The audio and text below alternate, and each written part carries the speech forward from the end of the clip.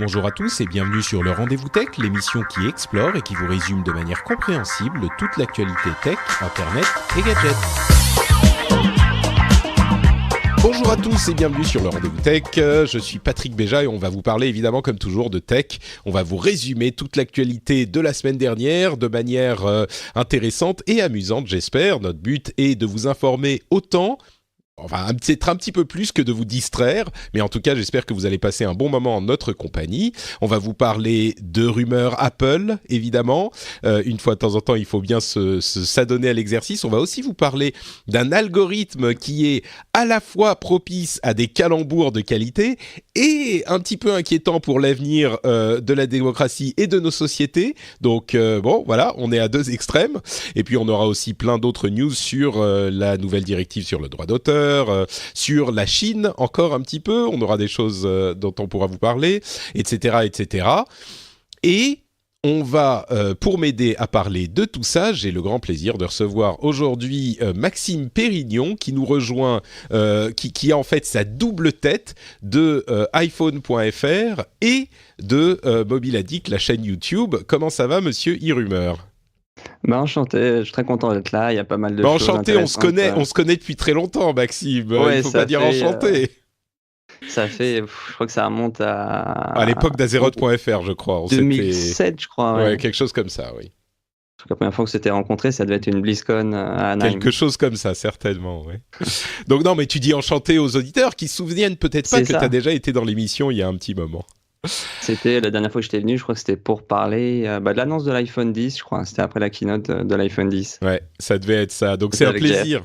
Un plaisir de te retrouver justement parce qu'il y a plein de rumeurs Apple et des sujets assez intéressants dans ces rumeurs qui sont pas que des gadgets, mais aussi la possibilité d'avoir un... tu sais quoi ? On va se lancer tout de suite. Je vais expliquer tout ça immédiatement. Donc... on a des rumeurs selon lesquelles Apple tiendrait un event pour présenter ses nouveautés le 25 mars prochain. Et ça serait un event un petit peu particulier parce qu'il risque de ne pas y avoir beaucoup de matériel, encore que les dernières rumeurs commencent à venir un petit peu contredire ces rumeurs-ci selon lesquelles l'event serait consacré uniquement aux services, aux nouveaux services qu'il voudrait proposer. On se souvient que le ralentissement des ventes de matériel fait qu'Apple semble vouloir se diriger vers plus de services pour complémenter ses revenus qui, faut les comprendre, hein, les pauvres, les revenus sont pas si importants que ça du côté d'Apple. Et donc, il y aurait d'une part le fameux service de vidéo à la demande, le Netflix d'Apple, et d'autre part un service qui serait une sorte d'abonnement à la presse qui viendrait faire une version payante de Apple News, qui, rappelons-le, n'est pas encore vraiment disponible chez nous en France, et qui est donc un service qui permet de naviguer dans toute la presse, mais à la sauce Apple.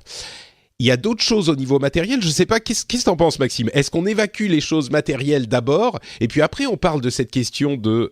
pour moi, la question la plus importante, c'est celle de la presse, de l'abonnement à la presse, parce qu'il y a plein de questions qui viennent avec.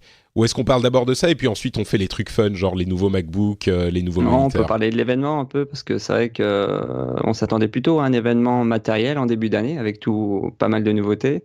Finalement, il semble qu'on s'oriente plutôt vers un event qui soit focalisé sur les services. Alors c'est vrai que c'est un peu l'année des services pour Apple, puisqu'ils ont prévu quand même de dévoiler 2 voire 3 nouveaux services cette année. Donc je pense qu'ils vont en annoncer la couleur principalement à cet événement là, le 25 mars prochain. Et on a effectivement... Vas-y, pardon, fini. Et après, c'est pas impossible que pendant cet événement, quand même, il y ait des annonces matérielles, puisqu'on a déjà vu dans le passé qu'ils ont fait des annonces, enfin des conférences avec un mélange d'annonces matérielles et logicielles. Ça peut arriver, ouais. C'est vrai. Justement, le gros point de focus, ça sera donc les services.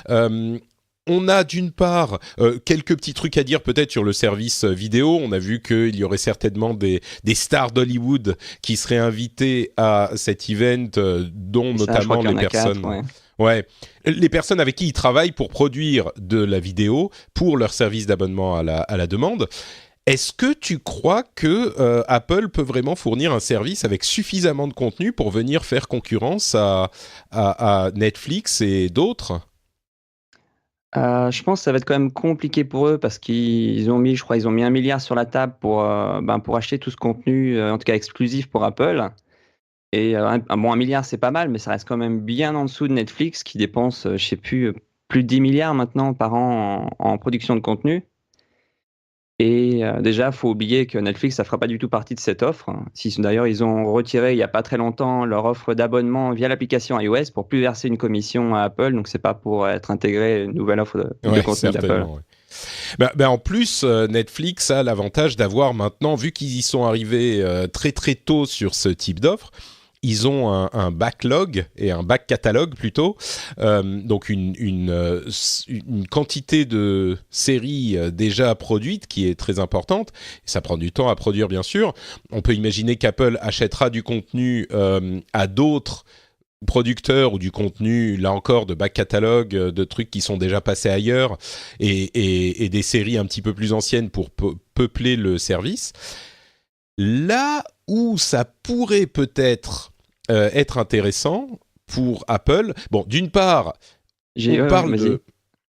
Vas-y. J'ai une idée, je pense. J'ai une idée pour leur service. Je pense qu'ils cherchent pas vraiment à concurrencer Netflix, mais plutôt à créer un espèce de Molotov en version américaine, en tout cas dans un premier temps, pour en tout cas le territoire américain où ils aimeraient avoir comme ça une plateforme où on puisse s'abonner et regarder tous les contenus TV proposés par les chaînes depuis une seule et même application, un peu comme ferait Molotov en France. Ah, c'est un petit peu une extension de leur idée d'application TV, justement. Ouais, D'ailleurs, effectivement, ça pourrait... Molotov, quand c'était sorti, ils l'ont énormément mis en avant sur l'App Store et plusieurs fois parce qu'ils aimaient beaucoup l'idée. Ils rêvaient en fait de cette idée pour le marché américain. Donc oui, ça serait peut-être un moyen de simplifier les choses, et c'est vrai que l'une des grandes forces d'Apple, c'est de simplifier les choses. Et puis un autre aspect auquel je pense, c'est que, mine de rien, oui, avoir une grosse quantité de séries, ça peut peut-être être important, mais si on a une série phare, ça peut suffire à convaincre les gens, au moins sur une courte période. Et donc, il suffit d'avoir une série phare tous les 3 mois, et ça peut être suffisant. Au départ, en tout cas, Netflix, les gens avaient pris l'abonnement spécifiquement pour House of Cards, par exemple. Beaucoup de gens ont fait ça, même s'il y avait d'autres choses à voir aussi. Bon, je pense que beaucoup de gens l'auraient pris rien que pour House of Cards. Je dis rien que, j'exagère un petit peu, mais s'il y a le reste est moins important. Et puis, il y a un autre aspect qui est lié à cet autre service dont on va parler, donc d'abonnement à la presse, c'est que s'ils ont 3-4 services différents, on parlait d'un service pour le jeu vidéo qui est en négociation, en discussion, donc il risque de pas arriver tout de suite, mais s'il y a 3-4 services différents et un abonnement à Apple qui est disponible pour moins cher que la somme de tous les services, ça devient une sorte d'affaire à la Amazon Prime où on se dit bon bah oui d'accord, j'ai pas forcément besoin de telle ou telle partie du truc, mais je vais payer mes je sais pas 15-20 euros par mois et j'ai accès du tout à absolument tout. Et donc, on pourrait revenir sur cette idée, mais parlons maintenant du gros morceau, selon moi, qui est le morceau le plus intéressant dans ces annonces que risque de faire Apple. C'est donc le service de presse, qui est une sorte de retravail de Texture, une application qu'ils avaient achetée il y a quelques mois de ça, et qui donc transformerait l'application Apple News, qui aujourd'hui réunit des articles de presse divers, avec un abonnement, et il demande aux personnes qui participent à ce service, aux sociétés qui participent à ce service, donc aux titres de presse, donc il leur demanderait, on ne connaît pas les détails de l'implémentation, mais il leur demanderait d'être présents sur le service bien sûr, et il ne garderait que 50% des revenus, les titres de presse ne garderaient que... Oui, je parle des titres de presse. Évidemment, pour Apple, Apple garderait une somme monumentale de 50% des revenus. Les titres de presse n'auraient pas accès aux données des clients quand ils passent par l'application Apple News. Enfin, ils ne gardent que 50% des revenus et en plus, il est assez compliqué d'imaginer que ça représentera... une grosse somme par consultation, parce que 50% de l'abonnement, imaginons qu'il soit à 10 euros ou 10 $, parce que c'est un petit peu le standard dans cette industrie d'abonnement. Ouais. les 50% vont à Apple, 50% restants sont divisés entre tous les articles consultés. On peut imaginer que pour quelqu'un qui consulte un petit peu beaucoup, entre guillemets, ça finit par laisser pas grand-chose. Est-ce que c'est, vu de loin comme ça peut sembler être un petit peu, je sais pas, une mauvaise affaire pour la presse au final. Toi, tu connais un tout petit peu quand même le milieu de la publication sur Internet. Qu'est-ce que tu en penses, toi, de cette offre d'abonnement ? Ben, au début, je pense qu'il y avait pas mal de réticences, puis finalement, Apple essaye de les convaincre en leur faisant croire, en leur disant que ça va leur ramener beaucoup plus d'abonnés que s'ils n'étaient tout seuls de leur côté. Mais après, c'est la formule de rémunération, les 50% restants, je crois que c'est au temps passé par les lecteurs sur un article. Mmh.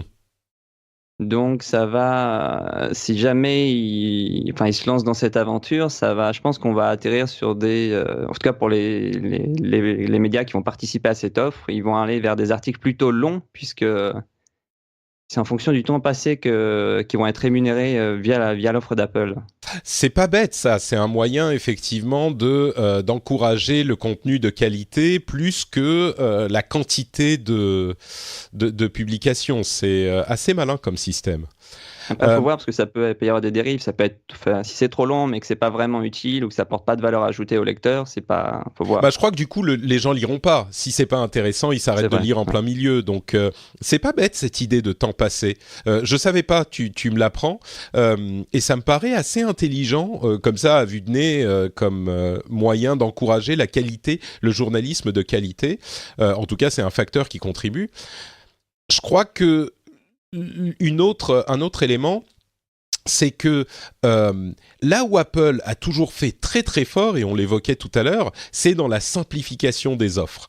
Et en implémentant, on se souvient que c'est ce qu'ils ont fait, c'est ce qu'ils font en fait avec tous leurs produits. Et on pourrait argumenter du fait qu'ils le faisaient à l'époque de Steve Jobs et ils le font peut-être moins maintenant, mais dans l'histoire d'Apple, tout ce qu'ils ont fait, en fait, c'était la simplification de formules ou d'idées qui existaient déjà par ailleurs. Ils l'ont fait le plus notable, l'une des choses les plus notables en dehors de l'iPhone, parce que les téléphones tactiles existaient déjà, mais dans l'industrie de la musique, ils ont complètement révolutionné l'industrie de la musique avec la simplification du téléchargement de MP3. Et ils ont influencé toute cette industrie et transformé toute cette industrie. J'imagine qu'ils vont faire une référence à ça lors de cet event. Et donc, le fait de toucher plus de gens grâce à cet abonnement, ça pourrait être cohérent. C'est-à-dire que si moi, je suis de mon côté tout seul, et je suis sûr que les publications de ce type auront quelque chose à dire, si je suis Le Monde ou Le Figaro tout seul et que j'ai un abonnement, je touche un certain nombre de gens. Et c'est quand même intéressant, mais si je suis chez Apple, je peux toucher 10, 20, 100 fois plus de gens. La question, c'est est-ce que cet abonnement va me rapporter 10, 20, 100 fois plus d'argent, ou enfin au moins autant, si ça va rapporter 100 fois plus par personne, pour que ça revienne au même au final, ou est-ce que justement ce type d'abonnement va faire que les gens vont plus vouloir s'abonner individuellement au Monde ou au Figaro. Ça, je sais pas. Est-ce que toi, tu as une vision sur la manière dont ça peut... Ou est-ce que les deux peuvent coexister ? Je sais pas. Les deux peuvent coexister. Enfin, je pense que oui, les deux peuvent coexister. Je pense qu'il y en a pas mal quand même qui vont se lancer parce que Apple News en France, de toute façon, on l'a pas, c'est pas disponible. On a juste le widget Apple News sur l'iPhone. Qui pour le coup d'ailleurs rapporte énormément de trafic pour en tout cas les médias qui sont sélectionnés par l'algorithme d'Apple. Ah oui ? Je crois que, à titre indicatif, Marianne, le journal Marianne avait été, pendant 1 ou 2 ans, été sélectionné par l'algorithme de YouTube dans les 20 ou 25 médias qui sont mis en avant via ce widget. D'Apple, t'as dit de YouTube. Ah, j'ai dit YouTube, pardon. Ouais. Des formations professionnelles. C'est ça. Et à un moment, je pense c'était en 2017 ou 2018, ils sont fait, enfin pas éjectés, mais ils étaient plus choisis par l'algorithme d'Apple et ils ont vu une chute des revenus et de trafic de l'ordre de 33% quand même. il n'est pas impossible que cette application News, justement, de la même manière, puisse donner de la visibilité et amener du trafic, qui est si important, comme tu le notes, à la publication aussi. Et peut-être que du coup, en plus du fait de payer, parce que c'est pas juste on vous paye en visibilité, ça y est, bravo, peut-être qu'il pourrait y avoir, par exemple, certains articles, je ne sais pas quels sont les codes En plus, ou les... ouais, ce que je vas-y. voulais dire, c'est que cette application, en plus, elle sera comment incluse par défaut dans tous les iPhones, iPad et tout. Donc, ça fait quand même une source potentielle de lecteurs assez énorme pour toute cette presse. Ouais, et des gens qui n'auraient peut-être pas été, Sûrement. pas été touchés par ou atteints par ces publications. Là, je regarde sur le widget. Pour ceux qui ne savent pas, le widget News en France, c'est quand on swipe vers la gauche, il y a un petit widget News qui s'affiche. Et en l'occurrence, maintenant, il y a dans les publications qui s'affichent, il y a France TV Info, 20 minutes, lemonde.fr et huffingtonpost.fr. Donc, il y a les grands titres de presse. Et c'est vrai qu'Apple est attaché à cette idée d'avoir surtout des grands titres de presse. On peut aussi se dire, mais 50% c'est beaucoup trop, et c'est possible, mais il faut... Enfin oui, moi je pense que ça fait quand même beaucoup, on verra s'ils n'ont pas des deals particuliers avec certains des gros qui veulent pas justement endommager leur abonnement avec cet abonnement, leur abonnement personnel ou pour le titre de presse avec cet abonnement-là, mais il faut aussi dire que Apple fait beaucoup plus que simplement avec l'App Store ou avec d'autres types de services. Ils ont quand même l'application qui est développée, ils ont la facturation, ils ont tout un tas de choses. Ils gèrent l'écosystème. Mais bon, je ne sais pas si ça vaut 50%, quoi. Non, ça me paraît aussi énorme. Après, je ne sais pas ce que ça va donner, si c'est par exemple en France, ils vont accepter cette tranche de 50%, parce que c'est vraiment beaucoup quand même. Ouais, Je m'attendais plutôt à une commission genre similaire à l'App Store du du 30% 30-70%. classique, ouais. Ouais. Bon, bah on verra, ça c'est ce qui risque d'être annoncé en tout cas, on en saura plus à la fin du mois de mars. Au niveau matériel, est-ce que tu pourrais nous détailler les dernières rumeurs de notre ami Ming-Chi Kuo, qui est l'analyste le plus fiable et qui annonce des nouveautés pour cette année du côté d'Apple? Bon, je peux. Alors, on va partir du produit un peu phare d'Apple, l'iPhone. Bon, il y aurait toujours 3 modèles avec les mêmes tailles que la génération actuelle. Ils auraient le même design. Ce qui changerait, alors, ce qui changerait pas, il y aurait toujours pas de port USB-C. On garderait le port Lightning. Il y a aussi, il confirmerait, soit selon ses sources, il y aurait aussi un triple capteur photo qui pourrait être sur le prochain modèle en version Max. Donc le plus grand uniquement, il serait pas sur les autres. Ouais. Ouais, donc ça c'est pour les iPhones. Ouais. T'as vu le MacBook Pro qui arriverait enfin? Ouais, très curieux le MacBook. Ah, tu veux dire le Mac Pro ou le MacBook Pro? Pardon, oui, non, t'as raison. Il y a le MacBook Pro qui arrive enfin, qui serait le fameux Mac Pro modulable. C'est fou, on pourrait mettre et enlever des cartes. Et puis, il y a des changements pour le design du MacBook Pro également. Juste, ouais, pour un modèle qui aura une nouvelle taille d'écran qui va rappeler un peu l'ancienne taille, en fait. Parce que ça, ils annoncent, enfin, Ming-Chi Kuo parle d'un MacBook Pro avec un écran de 16 à 16,5 pouces. Et un tout nouveau design. Donc, je sais pas, je suis assez curieux de voir. Ça m'étonnerait pas que ça soit peut-être un MacBook Pro de gamer ou quelque chose comme ça. Peut-être. Oui, possible. Bah, disons que pour trouver les jeux, ensuite, ça sera une autre histoire, mais c'est peut-être un nouveau design de la gamme MacBook Pro qui arriverait par le grand modèle et qui se répercuterait ensuite peut-être l'année prochaine sur les autres modèles. Je pense qu'il va essayer aussi de corriger les problèmes qu'ont rencontrés les derniers MacBook Pro, surtout avec le clavier ou d'autres choses. À voir, oui, s'ils ont une nouvelle version du clavier papillon là qui a effectivement des soucis.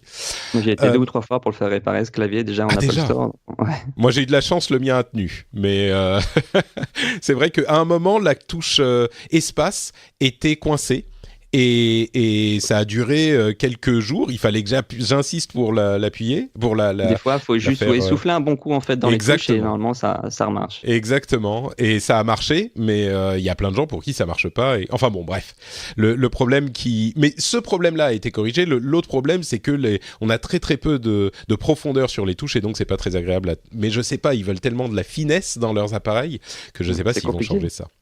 Ils ont aussi un nouveau moniteur qui va être annoncé visiblement, un moniteur de plus de 31 pouces, donc un moniteur 4K, assez fou, et un nouvel iPad mini qui arriverait en 2019. Là, c'est encore une fois juste un changement de l'intérieur de l'iPad. Ouais, voilà, c'est vraiment, il n'y a rien de nouveau à part peut-être les composants à l'intérieur.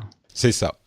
Et un nouvel iPad aussi, le successeur de l'iPad 2018, une version améliorée qui aurait peut-être des bordures un petit peu plus fines et qui passerait, je crois, à du 10,1 pouces, mais toujours avec le Touch ID et un processeur plus puissant à l'intérieur. Ouais, donc c'est un peu l'équivalent de l'iPad Pro, mais en version non Pro, quoi. C'est ça. Donc voilà pour les nouveautés matérielles d'Apple. Il n'y a rien de complètement exceptionnel. Vraiment, le truc intéressant du côté d'Apple, je pense qu'on sera d'accord pour dire que c'est cette histoire de service, quoi. Et puis, entre parenthèses... Oui, ouais, je parlais, il y a quand même deux autres produits. Il y avait une nouveauté dont Ming Chi Kuo parlait sur les iPhones, qui pourrait avoir la recharge inversée, en fait.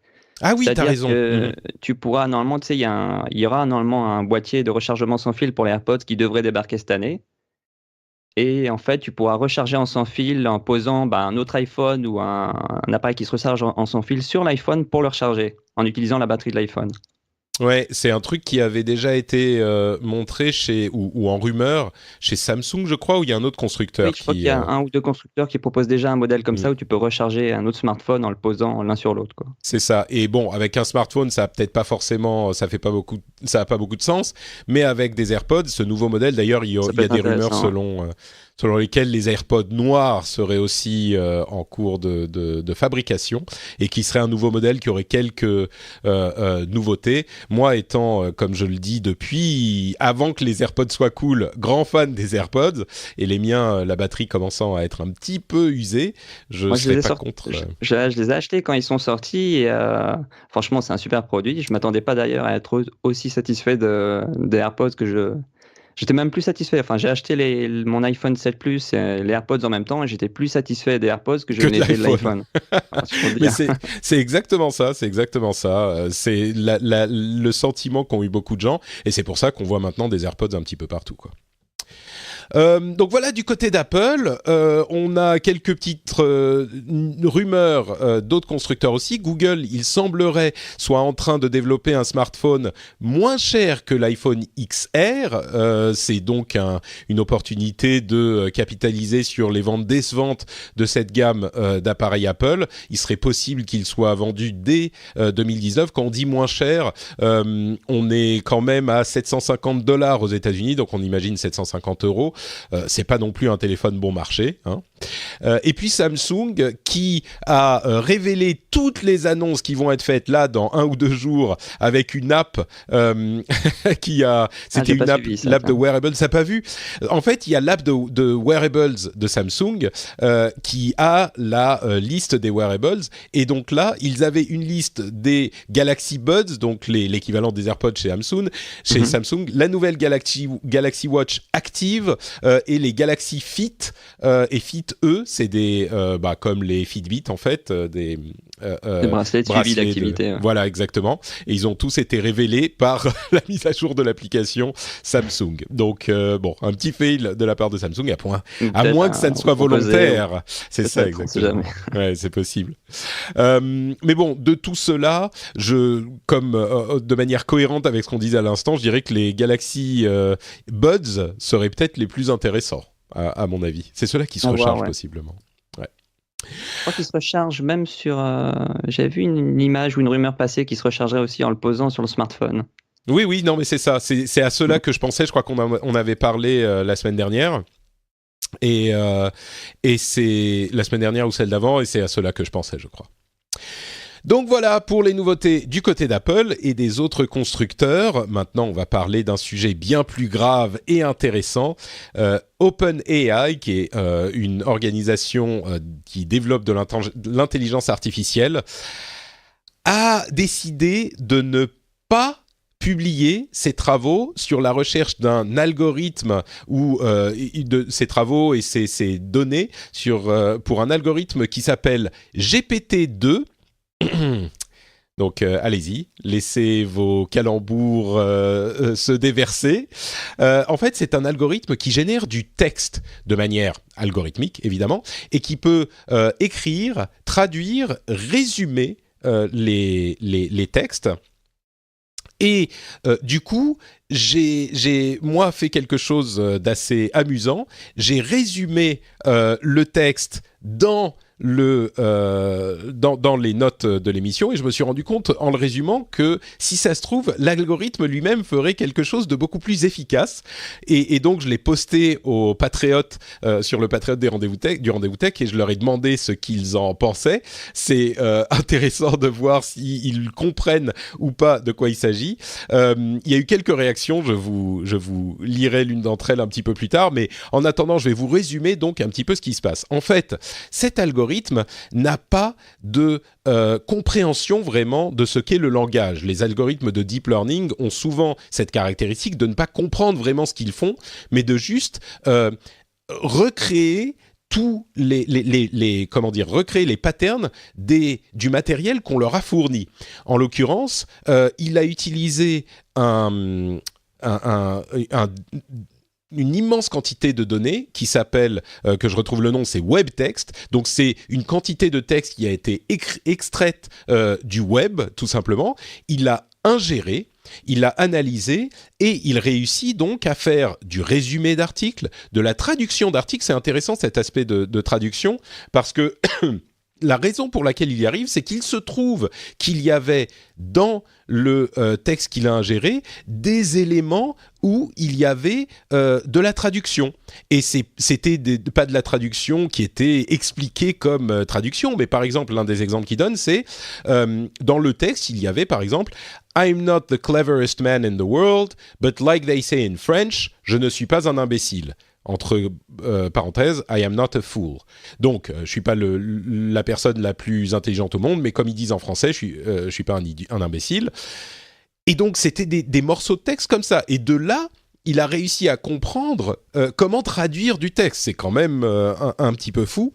Et là où c'est vraiment intéressant pour cet algorithme, c'est que des algorithmes comme DeepMind, les trucs de DeepMind comme AlphaGo peuvent jouer au Go, mais ils peuvent pas jouer à d'autres jeux. Ils savent jouer au Go. Là, GPT-2 réussit à faire des choses qui sont très généralisées. Et la comparaison qu'a fait Sebastian Rudder, qui est un chercheur, de ce niveau d'avance dans la création de texte, c'est la comparaison avec les avances qu'on a eues dans la vision informatique, la reconnaissance visuelle, en fait, au début des années 2010. Vous vous souvenez qu'on avait fait un épisode spécial sur le deep learning, on avait beaucoup parlé de ça, sur la reconnaissance visuelle notamment, qui a mené à des travaux comme les voitures autonomes, la reconnaissance faciale, la photographie améliorée par l'intelligence artificielle, quand on l'a sur tous nos appareils aujourd'hui. Et donc, la seule chose pour laquelle ils ont entraîné GPT-2, excusez-moi, c'est de structurer, de créer de la prédiction de texte. Et en simplement créer cette prédiction de texte, de la même manière qu'on peut l'avoir dans d'autres outils, le texte prédictif pour un mot qu'on a sur nos téléphones portables, là encore, ou dans Gmail, il réussit à créer de la prédiction de texte beaucoup plus long. On lui donne une phrase ou on lui pose une question et il peut créer tout un article. Et il n'a pas été créé pour créer un article, il a juste été créé pour prédire du texte. Il y a également d'autres aspects. Il n'est pas encore parfait, c'est-à-dire qu'il réussit, on va dire, donne un chiffre au hasard, il réussit à faire quelque chose de cohérent une fois sur deux. Il y a un exemple, c'est un article de The Verge que j'utilise ici comme résumé, qui a fait un petit peu de bruit. Il y a un exemple sur une phrase qui est une petite phrase je crois que ça vient du Seigneur des Anneaux, en tout cas c'est les personnages du Seigneur des Anneaux. La phrase qu'il donne, c'est Legolas and Gimli advanced on the orcs, raising their weapons and shouting in unison. Donc Legolas et Gimli avancent vers les orques, ils lèvent leurs armes et crient à l'unisson, et l'algorithme conclut en fait l'article avec, pas l'article, mais écrit la suite sur 3 paragraphes. Alors le premier paragraphe, c'est incroyable de justesse. C'est vraiment un truc qui aurait pu être écrit. On aurait beaucoup de mal à le distinguer du vrai texte. Il y a quelques petites erreurs stylistiques, mais vraiment rien de grave. Après, par contre, ça commence à se compliquer. Sur les paragraphes suivants, il y a des répétitions qui reviennent plusieurs fois, des mots qui sont répétés. Là, on sent qu'il y a un truc qui est pas normal. Et régulièrement, généralement, dans le texte généré, on sent ce genre de problème. Et donc, on suspecte qu'il s'agit de problèmes de ce type, que c'est un texte qui a été généré par un ordinateur. Mais dans d'autres cas, assez nombreux pour être importants, eh ben, on ne sent pas cette répétition, le texte est parfaitement normal. Et donc, on arrive à des choses comme, par exemple, la génération d'articles automatiques. On lui a demandé, par exemple, il y a un biais par les médias, on lui a demandé à cet algorithme, on lui a dit... Les Juifs contrôlent les médias et ce qu'il écrit, lui, c'est il contrôle les universités, il contrôle l'économie mondiale. Comment à travers différents mécanismes, je traduis, à travers différents mécanismes qui sont bien documentés dans le livre Les Juifs au pouvoir de Joseph Goebbels, la jeunesse hitlérienne et de nombreux autres membres du parti nazi. Et donc, il l'a écrit simplement parce que ce qu'il avait ingéré lui a suggéré ces réponses-là. Donc, il y a quand même une certaine inquiétude à voir des algorithmes de ce type faciliter la rédaction de... on revient au terme de fake news et c'est pour ça de propagande. De propagande et même d'inonder en fait, parce que comme c'est automatisé, d'inonder le web et le monde d'énormément de textes crédibles, d'articles, etc. Comment dire ? Si c'est un tout petit peu arrangé, ce qu'on a constaté ces derniers temps, et vous vous souvenez que je vous en ai beaucoup parlé au moment de l'élection américaine et à sa suite, et on en parle aujourd'hui beaucoup, c'est que à force de noyer l'information dans des choses contradictoires, il y a beaucoup de gens qui finissent par lever les mains au ciel et dire bon écoutez, de toute façon on peut rien comprendre, donc tant pis, et donc je m'en fous.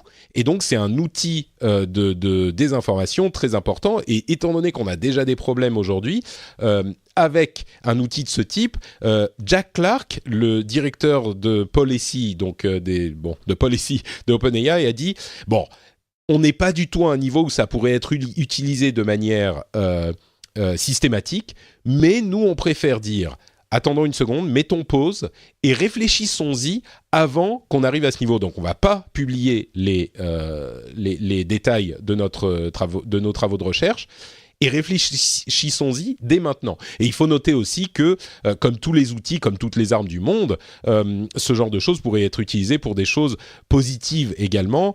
Créer du contenu pour des mondes virtuels, et l'exemple qu'il donne, ou améliorer la qualité des chatbots, ou le service client, ou ce genre de choses.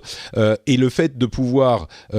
lire rapidement, résumer, ça peut faire un travail de dégrossissage important. Il y a plein d'utilisations positives, mais ils font quelque chose d'assez intelligent, à mon sens, qui est de s'arrêter un instant et de se demander où ça va avant de continuer à avancer. Qui est un petit peu l'antithèse de ce que fait généralement la Silicon Valley. Mais je sais que j'ai beaucoup parlé, mais c'était un petit peu compliqué à résumer. Maxime, qu'est-ce que ça t'inspire tout ça ? Ça t'inquiète, ça t'enthousiasme ? Ou alors c'est comme d'hab ? Je sais pas. Je pense qu'il peut y avoir des bonnes utilisations comme de mauvaises utilisations. On parle de mauvaise utilisation, ça peut être de la propagande, que ça soit pour des dictatures, mais ça peut être aussi pour les élections, par exemple présidentielles. Mais après, je vois aussi des bonnes utilisations. Je vois, par exemple, ça pourrait être utilisé pour un outil d'aide à la rédaction. Tu vois, quelque chose qui complète les phrases pour aller plus vite, et après, tu fais juste de la relecture pour vérifier que tout est OK.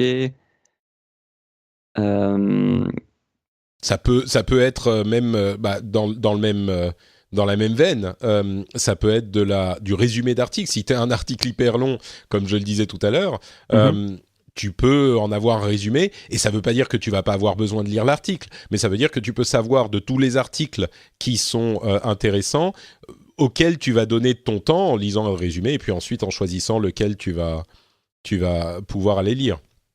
Je vois même, je sais pas, peut-être des utilisations où ça pourrait genre par exemple faciliter, par exemple des sous-titrages, tu vois, pour des vidéos YouTube ou des choses comme ça aussi, pour permettre automatiquement de générer des sous-titres et faire en sorte que, par exemple, tes vidéos soient accessibles du monde entier, puisque ce serait géré automatiquement par une intelligence artificielle.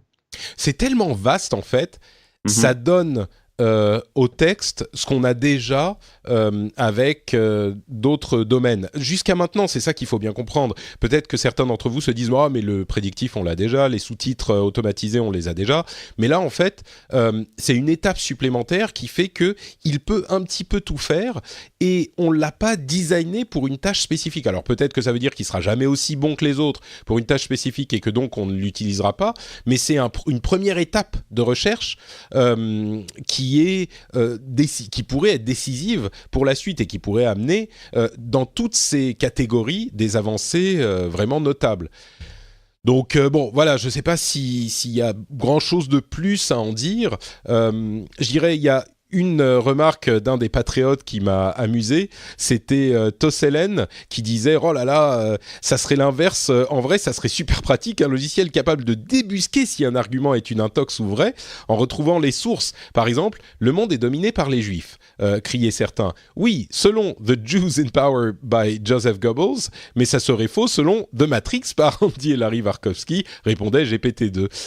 Effectivement, ça pourrait être intéressant si on peut justement avoir une sorte de guerre des algorithmes peut-être, mais certains qui seront utilisés pour créer cette inondation de contenu, de faux contenus, et puis peut-être certains qui analyseront le contenu et sauront nous dire justement lesquels sont vrais ou sont faux, ou en tout cas nous aider à trier un petit peu cet océan de contenu, et puis à vrai dire, à la limite, peut-être même que le fait qu'il soit vrai ou faux n'est pas si important, mais peut-être qu'il pourrait nous donner ceux qui ont de la valeur ou pas, je ne sais pas.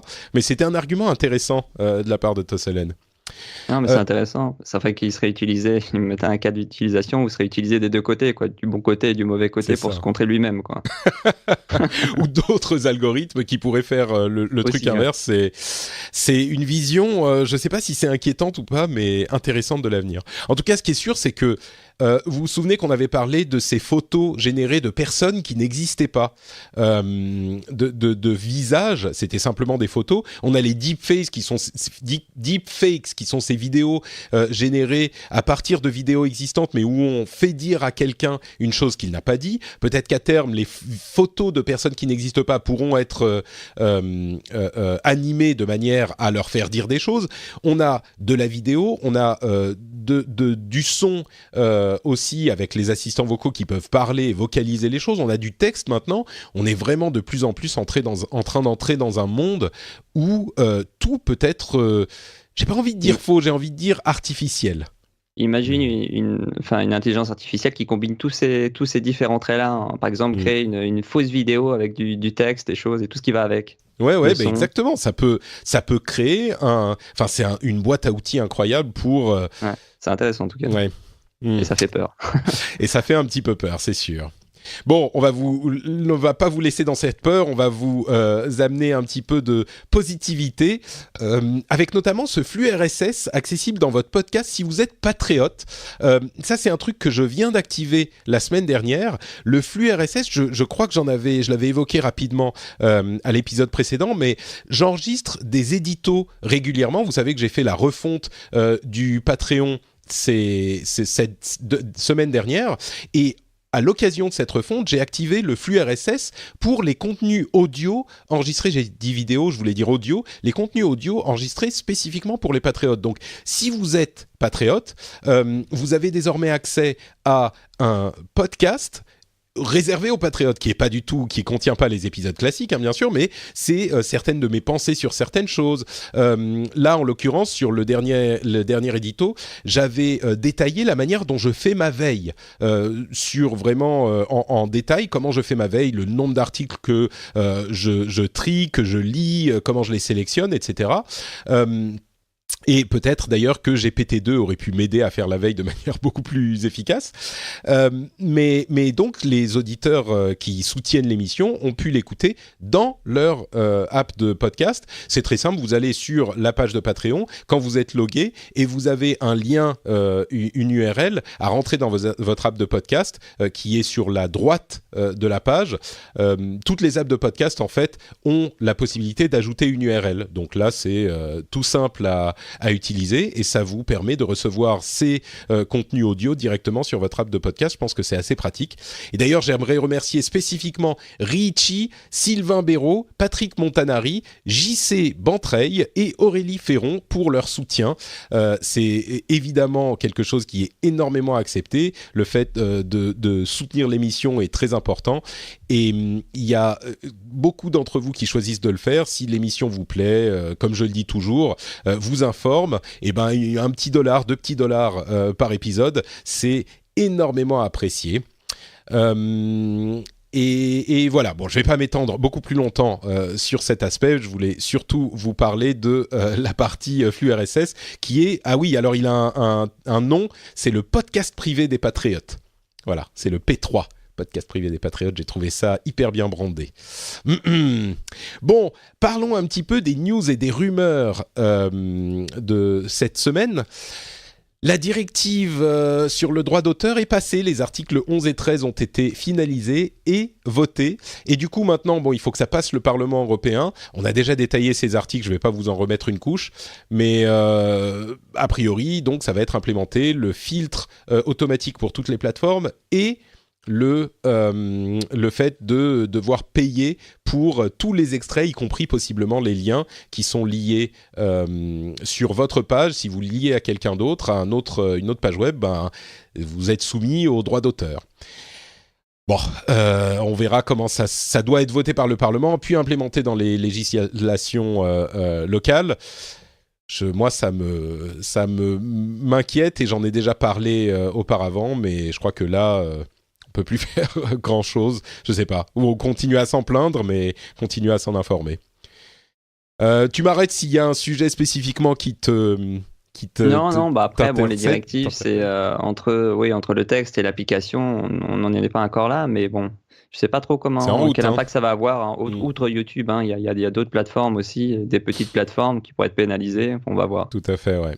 Le seul truc où je me dis peut-être qu'on panique un peu trop, pas pour rien, mais pour un effet qui sera pas aussi important, c'est que je me dis quand il y a eu le vote du droit à l'oubli, on s'est dit ah mais ça va changer la nature d'Internet. En réalité, force est de constater que ça va pas changer la nature d'Internet, même si les dérives peuvent être importantes.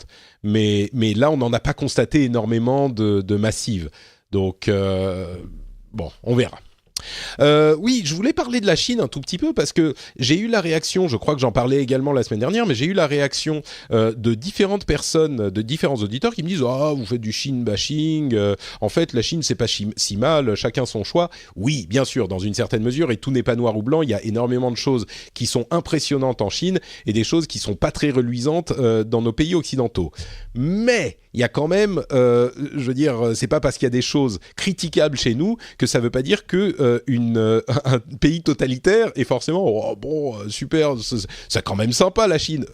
Il y a des choses à quoi ça peut mener et de manière totalement fortuite, il y a 2 sujets qui m'ont interpellé cette semaine à propos de la Chine. Des chercheurs ont trouvé une base de données de 2,5 millions de Ouïghurs. Vous savez, c'est cette minorité musulmane persécutée en Chine, persécutée par l'État, où ils ont donc les carte d'identité et visiblement des données GPS en temps réel quasiment sur les personnes. Ça se fait avec la reconnaissance faciale.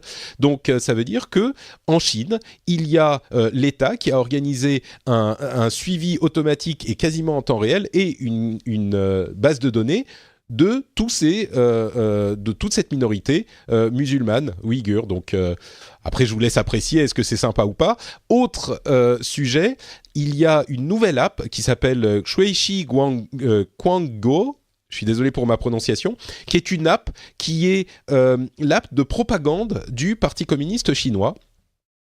Qui est une sorte d'app un petit peu Snapchatesque où on peut s'envoyer des messages, mais qui est surtout qui a pour but de diffuser la bonne parole de Xi Jinping et du parti à toute la population, dont l'utilisation est obligatoire et qui vous note en fonction de tout ce que vous avez appris. J'ai dit c'est une app de messaging, c'est pas tout à fait ça. On peut s'envoyer des messages, mais il y a surtout des leçons sur la valeur des membres et des cadres du parti et de l'action du gouvernement. Il y a des explications sur les qualités évidemment indiscutables de ce qu'ils font, etc., etc. Et rappelez-vous qu'il y a également le système de crédit social qui a lieu en Chine, et donc vous êtes noté en fonction de plein de critères, dont votre utilisation des réseaux sociaux et de l'informatique, et ça peut vous interdire l'accès au transport ou à ce genre de choses. Évidemment, ça peut aller beaucoup plus loin, on n'en doute pas. Et donc cette app est devenue évidemment première dans l'App Store en Chine sur les appareils Apple. Quand on est obligé d'utiliser, sinon le parti et le gouvernement sait ce que vous faites, bah on a tendance à la télécharger et à l'utiliser parce que sinon le parti le sait. Donc sinon, voilà. Ça peut faire baisser ton crédit social, on ne sait jamais. Exactement. Et c'est pas que je suis allé chercher des sujets sur la Chine, hein, c'est juste que fortuitement c'est comme ça que ça s'est passé cette semaine. Donc bon. Ok, il y a peut-être un petit peu de Chine bashing, mais il y a aussi des préoccupations légitimes. Ceci dit, le gouvernement anglais a décidé qu'il pouvait mitiguer les risques d'avoir de l'équipement Huawei. Vous savez, c'est une grosse controverse ces derniers temps, de l'équipement Huawei pour ces réseaux 5G. Donc eux, ils ont dit non, ça va en fait, Huawei, c'est pas trop problématique. Après leur étude, il semblerait, hein, c'est une rumeur, donc ça pourrait mettre du plomb dans l'aile à la campagne anti-Huawei des États-Unis. Mais bon, donc comme quoi on essaye d'être objectif dans toutes ces histoires. Mais quand on critique la Chine, c'est pas juste parce qu'on n'aime pas la Chine. On aime bien la Chine, ils font plein de choses super bien et ils ont des problèmes qui sont énormes par rapport à nous, mais qu'ils doivent résoudre de manière différente. Mais bon, il y a quand même des choses préoccupantes aussi. À propos de choses préoccupantes, est-ce que tu as déjà fait ces tests d'analyse d'ADN, Maxime ? Tu connais ces trucs-là ? Non, jamais. Oui, c'est sur des sites qui proposent ces services-là. Oui, alors ça marche de manière très simple. C'est des sites qui vont te proposer d'analyser ton ADN et de te donner plein d'infos sur ton histoire génétique. Il t'envoie un petit coton à passer dans la bouche, tu mets un peu de salive, tu le renvoies, tu le remets dans le petit pot, tu le renvoies, ils analysent l'ADN et ils font une comparaison statistique sur 1% de ton ADN et ils te disent, alors voilà, vous avez tant d'ancêtres, alors c'est aux États-Unis, mais tant d'ancêtres indiens américains, vous avez tant d'ethnies de telle et telle partie du monde, etc. Vous avez tant de risques pour développer telle ou telle maladie, ça peut être des choses intéressantes. Je pense que ça peut être intéressant, ouais. Je pense que c'est quelque chose que je pourrais faire pour tester, par curiosité aussi. Eh ben écoute, toi, comme des millions d'Américains, visiblement, selon une étude récente publiée par le MIT Technology Review, 26 millions de personnes l'ont déjà fait. Il y a 4 sociétés qui font ce type de test. Et en fait, le truc qui est intéressant, c'est qu'une fois que tu as donné ça, tu donnes toutes tes données, toutes tes infos sur qui tu es à ces sociétés. Et c'est l'essence même de ce que tu es qui est donnée aux sociétés. Tu ne peux plus jamais le reprendre. Et donc, il y a plein de gens qui sont en train de lever des drapeaux rouges d'avertissement contre ce type de pratique. C'est un service payant ou c'est gratuit et tu donnes tes données en échange ? C'est payant, mais très très bon marché. C'est genre une centaine de dollars. Et donc, le coût du test est évidemment beaucoup plus élevé. Mais le truc, c'est que la société qui aura la première base de données, enfin, les sociétés qui auront des bases de données suffisamment importantes pour établir des études statistiques fiables auront une... C'est un petit peu comme nos données privées qui sont le moteur de l'économie de ce que certains appellent le capitalisme de surveillance aujourd'hui. Et ben c'est ça au niveau génétique. Et c'est évidemment... Alors, ils disent qu'ils l'utilisent de manière statistique et que c'est pas des données identifiables pour toi, mais c'est un petit peu la même chose qu'avec... Pour ce genre de données-là, pour des assurances qui te contactent ou des choses comme ça, en fonction de ton profil génétique, on va dire. Exactement. Mais ça va même plus loin. Il y a d'une part, des données qui ne sont pas forcément très bien sécurisées, ça peut être préoccupant. On s'est rendu compte aussi que un des gros acteurs du milieu travaillait régulièrement avec la police pour essayer de résoudre des crimes. Alors ça, évidemment, c'est très positif, mais personne n'était prévenu que ça pouvait être utilisé dans ce cadre-là. Et on peut imaginer des utilisations beaucoup moins positives de ce genre de choses. Donc, du coup, tu m'as refroidi un petit peu, là.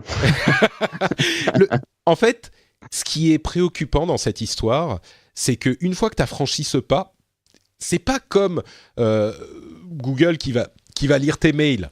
Bien sûr, Google qui va lire tes mails va avoir plein d'infos sur toi, mais tes mails, tu vas changer, toi tu vas évoluer, tu vas plus être la même personne. Tes données génétiques, évidemment, elles changent pas. Et tu peux plus revenir en arrière une fois que tu as donné ces données à ces sociétés. Donc, même dans le doute, je dirais, moi, je suis pourtant hyper ouvert, machin, ok, j'utilise tous les trucs de l'Internet et j'échange ma vie privée contre des services. Quand c'est fait d'une manière que je comprends plus ou moins, ok. Mais là, je me dis, peut-être pas, en fait. Ou alors, il faut s'assurer qu'ils aient une charte de confidentialité des données ou quelque chose comme ça avant de souscrire à leur offre, quoi. C'est ça, si c'est juste pour avoir des infos sur les risques que tu peux avoir de contracter telle ou telle maladie, évidemment c'est important. Mais la plupart de ces acteurs-là, ils te disent « Oh, envoyez-nous un petit coton avec votre salive, on vous dira d'où vous venez, et puis vous payez que 100 €. » Donc tu as l'impression d'avoir fait un petit truc sympa pour avoir des infos. Justement, c'est des trucs, et même moi, avant de me rendre compte de ces problèmes, je me disais « Ah, ça pourrait être sympa », ou tu l'offres à ta famille, ou tu vois, c'est marrant, c'est un joli petit cadeau de Noël. Mais maintenant qu'on sait exactement, c'est-à-dire que eux, si c'est juste pour ça et que tu sais qu'après ils vont par exemple détruire les échantillons, bon bah ok, pourquoi pas. Mais là, c'est pas du tout ce qui se passe jusqu'à maintenant, quoi. D'ailleurs, un test d'ADN coûte certainement beaucoup plus cher que les 100 € qu'ils te font payer. Je pense que ça coûte plus cher que ça, ouais. Bon, un autre sujet intéressant, toujours avec l'Angleterre, c'est le rapport qu'ils ont sur Facebook. C'est un comité parlementaire qui a fait une longue étude sur Facebook. Vous vous souvenez qu'ils avaient demandé à Mark Zuckerberg de se présenter devant le comité à plusieurs reprises. Il a refusé, il a envoyé des exécutifs de sa société. Mais donc, le rapport est vraiment pas gentil. Ils appellent Facebook un gangster numérique qui abuse des données et des lois, qui est contrevenu aux lois. Il recommande des enquêtes sur des procédés anticompétitifs. Alors, il y a tout un tas de trucs. Les trucs que j'ai retenus, c'est il recommande des lois sur la protection des données. Qui couvrirait donc les données privées. C'est marrant, il y a beaucoup de choses qui font penser au RGPD. Des moyens de faire pas des taxes, mais des amendes sur ces sociétés pour les obliger à se conformer aux lois. Il y a des demandes d'audit de l'autorité des marchés sur l'écosystème de la publicité, chez Facebook et chez d'autres, et des changements dans la loi sur les campagnes politiques numériques. Et une transparence absolue sur les campagnes politiques. Tout ça me semble assez judicieux.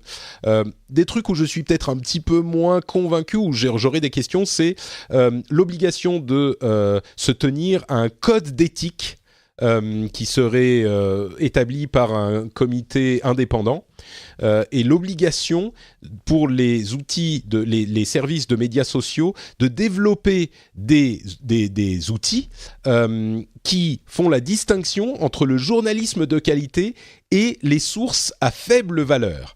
Alors là, par contre, on est complètement dans un flou moral complet. Et là, je suis pas sûr que ça soit. D'une part, c'est toujours compliqué de filer les clés de la moralité aux sociétés. Même si on a vu qu'il y a peut-être des moyens qui peuvent fonctionner parfois.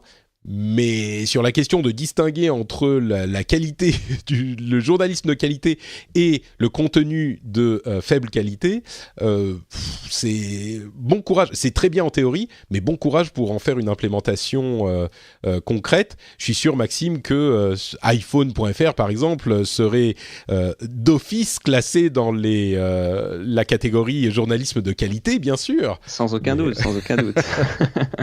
Mais après, oui, c'est compliqué de faire la part des choses entre les différentes sources parce que même des fois sur un même journal, la qualité des articles n'est pas égale d'un article à un autre. Donc, je ne sais pas comment ça serait. Soit ce serait, je sais pas, catégorisé par source ou je sais pas. Mais c'est dodgy comme sujet, on va dire. C'est compliqué. Le truc, c'est que évidemment, en particulier en Angleterre, avec la campagne du Brexit qui a réveillé ces problèmes, ils parlent des fake news. C'est évident. Ils disent pas fake news, mais c'est de ça qu'ils parlent. Et quand tu dis oui, il faut distinguer fake news de journalisme de qualité, personne va être contre. Mais par contre, dans l'implémentation, bonjour. Est-ce que tu vas classer par exemple Russia Today, qui est un truc qui s'approche clairement d'un organe de propagande du Kremlin, tu les classes où ? Tu les mets dans les journalistes parce que c'est quand même des journalistes, ils font des articles qui sont recherchés, orientés par la direction du Kremlin, ils sont un petit peu aux ordres d'une manière très différente de ce qu'on peut avoir dans les publications, on va dire, soit partisanes, soit avec certaines tendances politiques qu'on peut avoir ailleurs, qui sont elles, par contre, des publications de qualité. Mais voilà, rien qu'en disant ça, je suis sûr qu'il y a certaines personnes dans l'audience qui vont dire « Oh, mais attends, Russia Today, non, pas du tout, c'est des gens très bien. » Ou tu vois, ils ont voix au chapitre autant que les autres, ce qui n'est pas forcément faux. Hein. Je ne suis pas en train de dire que c'est pas le cas, mais c'est juste pour dire que dire fake news, c'est bien gentil. D'ailleurs, ils ne le disent même pas. Mais ensuite, comment tu distingues ? Je sais pas. Et dire que les plateformes de réseaux sociaux sont dans l'obligation de développer des outils, c'est un peu tu passes la patate chaude, quoi. Tu dis, oh, vous démerdez, il faut que les choses soient bien. Mais attends, vous voulez dire quoi ? C'est très compliqué à développer, même un outil comme ça. Soit c'est de l'éditorial, soit c'est une équipe, soit c'est un algorithme. Mais dans les deux cas, il y a des problèmes. Oui, non, mais en plus, qu'est-ce que ça veut dire ? Définis journalisme de qualité. Et déjà, là, on pourra parler, quoi. Tu peux déjà définir ça, ouais. C'est le plus. Donc, bon, peut-être qu'ils ont des idées là-dessus. Ils ont un organisme indépendant qui définirait les choses un petit peu mieux, je sais pas, mais... Je l'avais mentionné, mais le gouvernement français a fait quelque chose d'intéressant ces derniers temps, ou en tout cas est en train de le faire. Ça vaut le coup d'être noté quand c'est le cas. Mais ils ont travaillé avec Facebook pour faire une sorte d'audit de leurs algorithmes de classification des informations. Et le gouvernement décide si c'est un algorithme qui est acceptable ou pas. Une fois qu'ils l'ont validé, Facebook peut l'utiliser. Et peut-être que ça, c'est un moyen de diviser la responsabilité. J'en avais déjà parlé, mais je le rappelle parce que c'est un moyen auquel j'avais pas pensé qui pourrait être intéressant, de diviser la responsabilité. Dans la direction, on dit, les représentants de la population disent, donc l'État dit, ok, comme ça, on peut être d'accord que ça fonctionne. Et puis ensuite, l'application est à la charge du réseau social. Et c'est eux qui vont faire les tâches automatisées. Et bon, après, il y aura peut-être des erreurs à vérifier, mais au moins, tout le monde a accepté le truc. Et ensuite, si on veut revoir l'algorithme, peut-être qu'on peut le repasser en revue, etc. Mais c'est une chose qui peut fonctionner, je crois. L'État pour ajouter de nouvelles règles à l'algorithme. Je ne sais pas si c'est forcément aussi direct, mais peut-être que l'État peut noter, ou l'État ou la société civile peut dire, écoutez, là, il y a quand même ça ou ça, ou peut-être que Facebook propose des changements pour telle et telle raison, mais ils doivent être, j'imagine, validés par l'État. Alors oui, ça simplifie les choses, mais quand c'est l'État qui dit, vous devez gérer votre bordel et faire en sorte qu'on n'ait pas cet océan de désinformation, et l'État a aussi une responsabilité d'approuver le truc. Tu peux pas juste dire fix it. et pas sans dire ce que ça veut dire de dire fix it, quoi. À voir, ça peut être intéressant. Je sais pas, Ouais. faut voir comment ça fonctionne aussi. C'est ça, je crois qu'on n'a pas encore vu la mise en place de ce système avec l'État français. C'est unique dans le monde, hein, si je ne m'abuse, à moins que je me trompe, mais je crois pas, c'est unique dans le monde, et je crois que c'est en cours, donc on verra ce que ça donne. Il y a un sujet dont j'étais pas certain qu'il s'agissait d'un sujet tech, c'était un petit peu le cas la semaine dernière avec le chantage à Jeff Bezos, bah là c'est encore Amazon, qui avait décidé de faire un nouveau QG à New York, et qui au final s'est retiré parce que un certain nombre d'activistes et de militants des environs de l'endroit où le QG devait être installé se sont plaints de plusieurs choses. D'une part, le truc le plus visible, c'est des rabais de taxes, enfin des annulations, pas des annulations, mais des réductions de taxes dont bénéficie Amazon, qui auraient été hyper importantes. Donc ça, c'est le truc le plus visible. Et évidemment, il faut mentionner que c'est pas que, je sais plus combien il y avait, 1 milliard, 2 milliards, 3 milliards, enfin un truc énorme.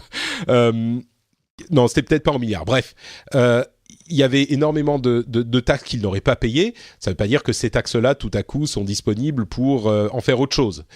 Mais par contre, Amazon n'y viendra pas. Alors ça, c'est la vision un petit peu pro de cette affaire. La vision anti, c'est que bah oui, mais ça encourage les sociétés à ne venir que s'ils ont pas de taxes à payer, et au final bah nous on a oui, il y a plus d'activités parce que les gens viennent, mais on a moins de taxes pour faire vivre nos environnements, et en plus ça provoque une gentrification des quartiers où nous on vit vraiment, c'est-à-dire que oui, il y a les bureaux, oui, ça fait de l'emploi, mais c'est pas de l'emploi du boulanger du coin, c'est l'emploi d'un jeune diplômé qui vient d'une université californienne, par exemple, ou de la côte Est, et qui va venir pendant 3 ans faire monter les prix des loyers parce qu'il est payé comme un prince, et puis il se barre parce qu'il a fait son burn-out, comme il le disait dans les Week in Tech, au bout de 4 ans, et nous, au final, les prix des loyers, ils continuent à augmenter parce qu'il y a 25 000 employés dans ce QG, et ça nous détruit notre quartier. Donc, un peu comme San Francisco avec les prix, comme les salaires des ingénieurs qu'on faut augmenter les tarifs, quoi. C'est exactement ça. San Francisco a beaucoup souffert, s'est transformé et a souffert. Oui, les gens qui y habitaient avant, bah ils peuvent plus y habiter. C'est un vrai problème. Bon, San Francisco concentre l'intégralité quasiment ou une grande majorité des grosses boîtes tech, mais il n'empêche, le même phénomène se reproduit ailleurs. D'autant plus que Amazon, on l'a vu quasiment au même moment, a fait 11 milliards de profits en 2018, de profits, hein. On ne parle pas de revenus, de profits, et ne paye aucun impôt au niveau fédéral aux États-Unis, parce qu'ils ont plein de réductions d'impôts pour telle et telle raison, quoi. Donc c'est un peu... c'est ça ajouté à ça, donc bon. Voilà, je le mentionne comme ça, je sais pas si c'est une histoire tech parce que ça s'inscrit dans le... Si, peut-être que l'angle tech, c'est que il y a une méfiance accrue des géants de la tech qui a commencé en Europe, donc nous on en est très familier et on a vraiment l'habitude de ça, mais elle est en train de se diffuser de plus en plus. C'est une idée qui est en train de faire son chemin aux États-Unis, et une ambiance presque qui est en train de faire son chemin aux États-Unis. Il y a 10 ans, ils auraient été accueillis à bras ouverts, je pense. De petit à petit, c'est en train de se faire une place sur leur marché historique, cette idée des géants de la tech qui abusent un petit peu. Exactement. Et c'est pas le seul exemple de ça. Il y en a plusieurs qu'on pourrait donner, enfin qu'on donne régulièrement. Et c'est l'idée de régulation pour réguler les gros géants de la tech est en train de faire son chemin aux États-Unis aussi. Beaucoup de gens ont dit le RGPD, il y a peut-être des trucs qui sont un petit peu pénibles ou un petit peu poussifs, mais il y a aussi beaucoup de bonnes choses. Donc, alors que il y en a beaucoup qui souhaitent une version américaine du RGPD. Exactement. Apple en premier. Oui, Apple qui bénéficie. D'ailleurs, quand on parlait des services d'Apple, ils peuvent aussi mettre ça en avant. Ils vous disent, nous, on vous fournit tous ces services pour un prix X par mois, et on n'abuse pas de votre vie privée, quoi. Peut-être. Dernière petite news. Yes We Hack a levé 4 millions d'euros. Alors Yes We Hack, on en parlait il y a 2 semaines, c'est la société dont notamment notre ami Corben est à l'origine, avec d'autres, qui a implémenté une plateforme de bug bounty. Encore une fois, allez écouter il y a 2 semaines si vous ne savez pas de quoi il s'agit. Je voulais le mentionner parce que on en parle dans l'émission il y a 2 semaines, et 1 semaine plus tard, ils annoncent avoir levé 4 millions d'euros. Je ne sais pas si c'est une coïncidence, mais je le mentionne juste comme ça. Voilà. Tant mieux pour Corben. Hein. Oui, c'est très bien. C'est très bien, et puis surtout que l'idée de Yes We Hack est brillante. Donc, c'est quelque chose de français. Alors, sur comment dire, l'échelle de la Silicon Valley, 4 millions, c'est pas beaucoup. Mais c'est, on l'espère, une première levée et ça pourra leur permettre d'aller plus loin et de développer cette plateforme de manière avec beaucoup d'ambition, quoi. En parlant de chiffres, Netflix a 5 millions d'abonnés en France.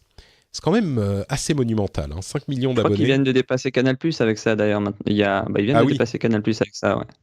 Canal+ était encore devant et maintenant Netflix vient de passer, c'est les tout premiers en France. Ouais. Combien ça coûte Canal+ encore aujourd'hui ? Je sais plus, moi ça fait très longtemps, plus de 10 ans que je suis plus abonné à Canal+. Ouais. Ça doit être, moi je me souviens que c'est genre 30 €, quelque chose comme ça. Mais ils ont Netflix, c'est hallucinant, c'est hallucinant, ils ont une super progression en France.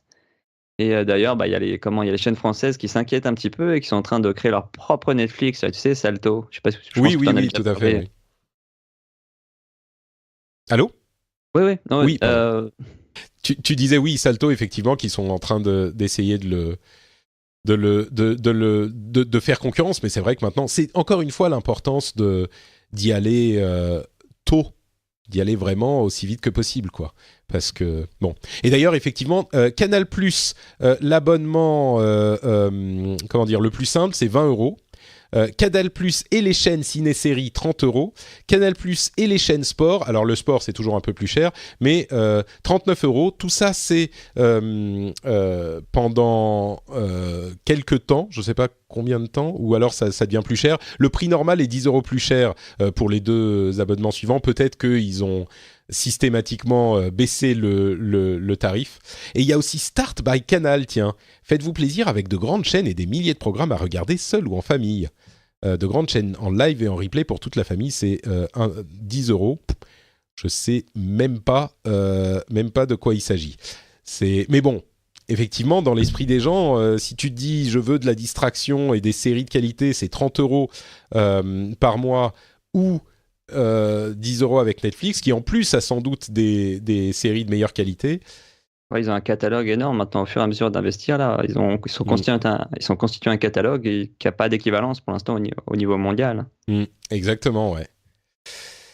Et bon, c'est encore une fois l'importance d'arriver plus tôt et le fait de ne plus être avec un pied dans l'ancien monde, parce que le gros problème de Netflix, c'est qu'ils sont à la télé, ils ont une chaîne, ils ont une rédaction, ils ont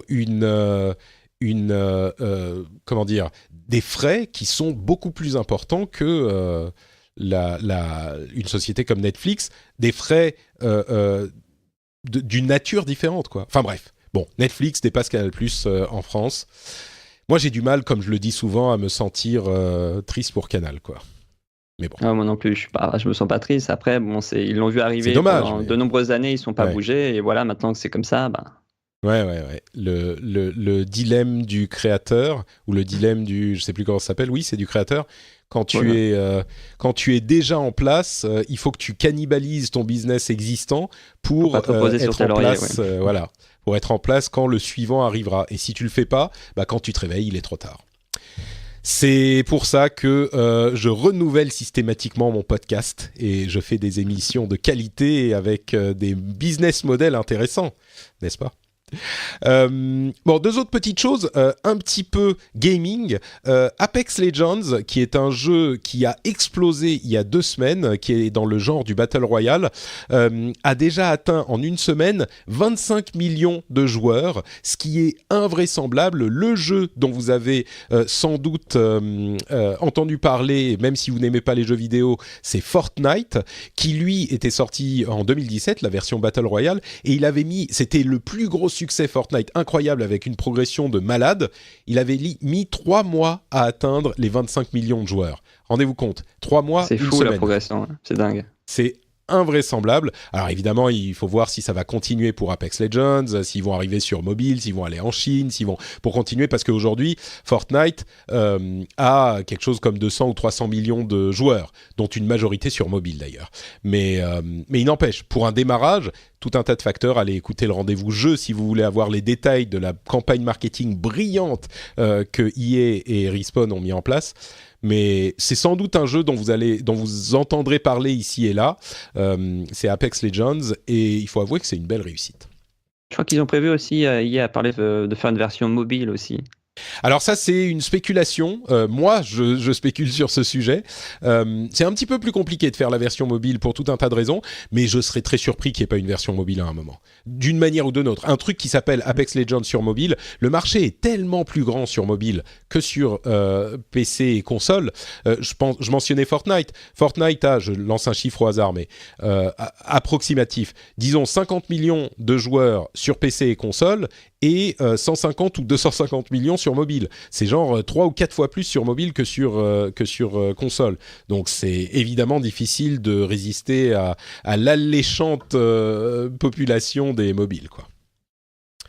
Et à propos de Fortnite, enfin, une question de copyright.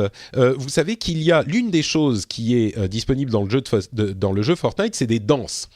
Et les danses, les personnages qu'on joue peuvent se lancer dans des danses par moment. Elles sont inspirées ou copiées de danses existantes. Vous vous souvenez du Le Prince de Bel-Air, le frère Carlton, de Will Smith. Voilà, Carlton a sa Carlton Dance, qui est la danse, une des danses les plus emblématiques de Fortnite aujourd'hui. Voyant le succès du jeu l'année dernière, il a essayé de copyrighter sa danse que clairement lui il a créée. Et il a 2 jours plus tard lancé un procès contre Epic, le développeur de Fortnite, pour dire vous avez utilisé ma danse sans me payer. Ce qui est une question possiblement légitime, hein, pourquoi pas, c'est lui qui a créé la danse. Alors il se trouve que le Copyright Office aux États-Unis a dit que la danse en question, qui était composée de 3 ou 4 mouvements, n'était pas une chorégraphie, et que les danses n'étaient pas copyrightables. Une chorégraphie aurait pu l'être, et l'est, je crois, si je ne me trompe pas, mais en l'occurrence, cette danse-là, qui est 3 mouvements, ne constitue pas une chorégraphie, et donc n'est pas copyrightable. Donc a priori, il n'était pas le seul, l'acteur qui joue Carlton, n'était pas le seul à s'être engouffré dans la brèche contre Epic, avec des procès sur les questions de danse. A priori, ça veut dire que le Copyright Office américain calme le jeu pour tout le monde. Et c'est genre un précédent en faveur d'Epic Games, quoi. C'est ça. C'est pas complètement certain, mais a priori, ça calme quand même le jeu. Donc voilà pour notre petit compte-rendu des sujets tech de la semaine. J'espère que ça vous a plu.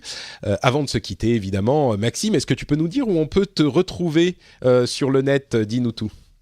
Alors, vous pouvez me retrouver sur la chaîne YouTube Mobile Addict, tout attaché, et sur le site iphone.fr sans E. Voilà, on y parle beaucoup de produits Apple et d'actualité tech. Tout à fait.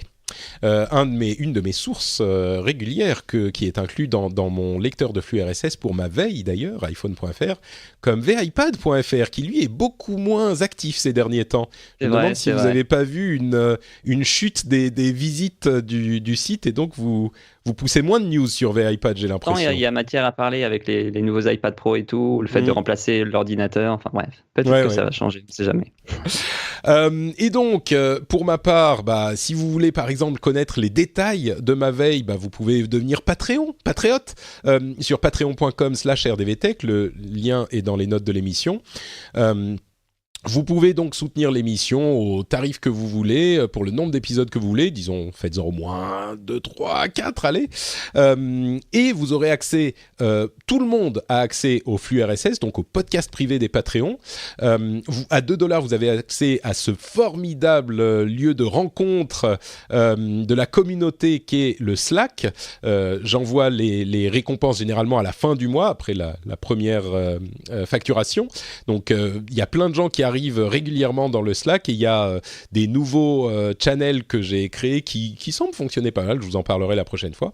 Mais donc c'est sur patreon.com/rdvtech et vous pouvez aussi parler de l'émission à vos amis, comme par exemple Jonathan 06400 qui a mis sur l'iTunes Store ce commentaire toujours génial avec 5 étoiles, ce podcast qui est toujours aussi bien même après les années qui passent, plein de sujets intéressants et qui force à réfléchir sur les différents points de vue. Dire que j'ai commencé à écouter le podcast il y a déjà 8 ans. Continue comme ça, Patrick, avec un biceps. Merci à toi, Jonathan. Merci à tous ceux qui soutiennent l'émission, que ça soit financièrement ou, comme Jonathan ou d'autres, qui parlent simplement de l'émission à leurs amis, à leurs collègues. Si il y a des sujets dont vous pensez qu'il est important de les connaître, vous pouvez conseiller l'émission aux gens dont vous pensez que ça les intéresserait, tout simplement. Et oui, et voilà, donc propager la bonne parole. Et si vous voulez me suivre, c'est Patrick sur Twitter, Facebook et Instagram, ou alors pour commenter l'émission, comme toujours, sur frenchspin.fr. Et vous pouvez trouver aussi le rendez-vous jeu sur ce même site ou sur votre app de podcast. Je vous remercie de nous avoir écoutés et je vous donne rendez-vous dans une semaine pour un nouvel épisode. Ciao à tous!